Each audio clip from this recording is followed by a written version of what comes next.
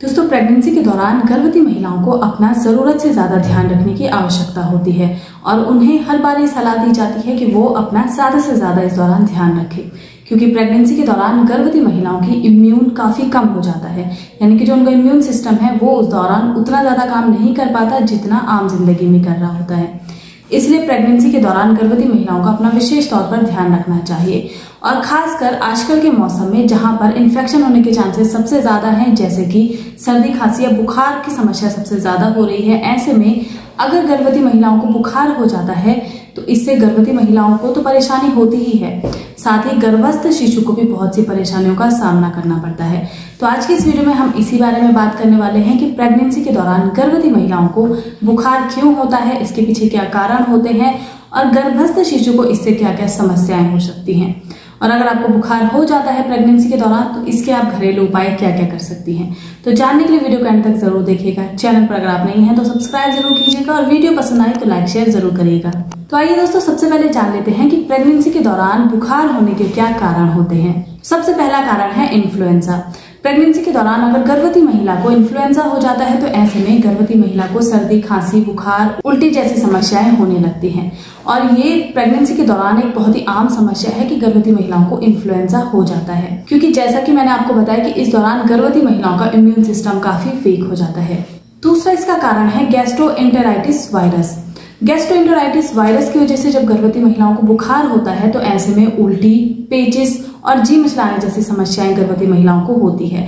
साथ ही तेज बुखार भी गर्भवती महिलाओं को होगा और इस समस्या में गर्भवती महिलाओं को जान जाने तक का खतरा होता है। साथ ही गर्भस्थ शिशु को भी जान का खतरा होता है। तीसरा कारण है यूटीआई यानी कि यूरिनरी ट्रैक्ट इन्फेक्शन। प्रेगनेंसी के दौरान यूं तो यूटीआई आम होता है, यानी कि लगभग सभी महिलाओं को कभी ना कभी यूटीआई की समस्या होती ही है। लेकिन अगर ये समस्या काफी ज्यादा बढ़ जाती है और यूटीआई की वजह से आपको फीवर हो रहा है यानी कि बुखार की समस्या हो रही है, तो ऐसे में शिशु की जान जाने का खतरा भी होता है। नंबर 4 है लिस्टीरियोसिस। लिस्टीरियोसिस की वजह से गर्भवती महिलाओं को अगर बुखार होता है तो ये भी गर्भवती महिलाओं के लिए समस्या का कारण बनता है और अक्सर लिस्टीरियोसिस होने का कारण है प्रेगनेंसी के दौरान गंदा पानी या फिर गंदा भोजन करने की वजह से। तो अक्सर प्रेगनेंसी के दौरान आपको सलाह दी जाती है कि अगर आप पानी पी रही हैं तो घर का साफ स्वच्छ पानी ही आप पीजिए, घर पर बनाया हुआ साफ सफाई से ही आप बना हुआ भोजन कीजिए, बाहर का आप इस दौरान बिल्कुल भी ना खाइए। तो उसके पीछे ये कुछ कारण होते हैं। इन कुछ वायरस की वजह से गर्भवती महिलाओं को समस्याएं हो सकती हैं, बुखार आ सकता है और गर्भस्थ शिशु और गर्भवती महिला को जान का खतरा हो सकता है।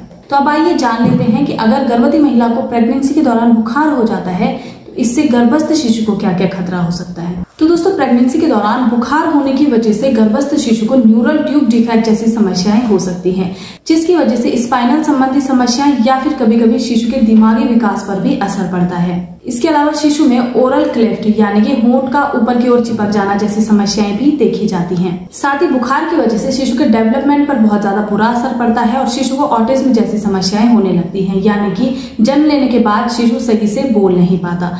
इस तरीके की समस्याएं शिशु के अंदर देखी जा सकती हैं अगर प्रेगनेंसी के दौरान माँ को बुखार हो जाता है तो। वैसे तो दोस्तों, प्रेगनेंसी के दौरान आपको अक्सर ये कहा जाता है कि अगर आपको कोई भी समस्या हो रही है, यानी कि छोटी से छोटी समस्या भी हो रही है, तो ऐसे में आपको अपने डॉक्टर की सलाह के बगैर कोई भी दवाई नहीं लेनी है। यानी कि जो दवाइयां आपके डॉक्टर ने आपको लिखी हैं आपको सिर्फ वही दवाइयां लेनी चाहिए।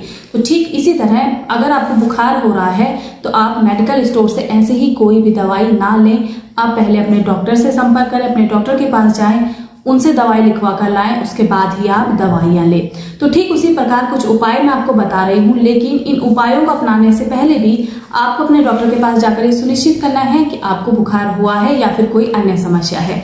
तो सबसे पहला उपाय आप ये अपना सकती हैं कि आप पानी में तुलसी की पत्तियां डालकर इसे उबाल लें और इसको आप धीरे धीरे कर पी लें। तो इससे भी आपकी जुकाम, बुखार जैसी समस्याएं कम हो जाती हैं।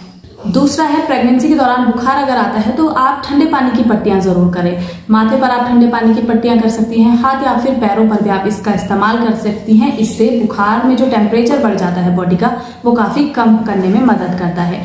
तीसरा है वेनेगर। वेनेगर की पट्टियां अगर आप करती हैं इस दौरान, घर पर अगर वेनेगर अवेलेबल है तो इससे भी बुखार कम करने में यानी कि बॉडी का टेम्परेचर कम करने में मदद मिलती है। तो दोस्तों ये थे वो कुछ उपाय जो कि घर पर इजीली अवेलेबल भी होते हैं और आप इन्हें आसानी से कर भी सकते हैं और इससे आपको या फिर गर्भस्थ शिशु को कोई समस्या भी नहीं होगी।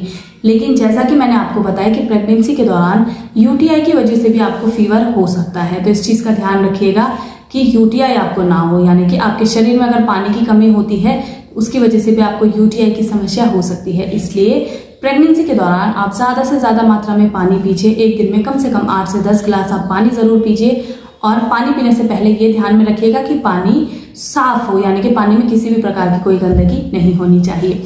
साथ ही घर पर बना आप स्वच्छ भोजन कीजिए जिससे आप और गर्भस्थ शिशु स्वस्थ रह सके। तो प्रेगनेंसी का समय काफी नाजुक होता है, इसलिए प्रेगनेंसी के दौरान आपको अपना और अपने गर्भस्थ शिशु का अच्छे से ध्यान रखना है ताकि जब डिलीवरी हो जाए तो आपका शिशु स्वस्थ जन्म ले, उसे किसी भी प्रकार का कोई डिफेक्ट या समस्या ना हो।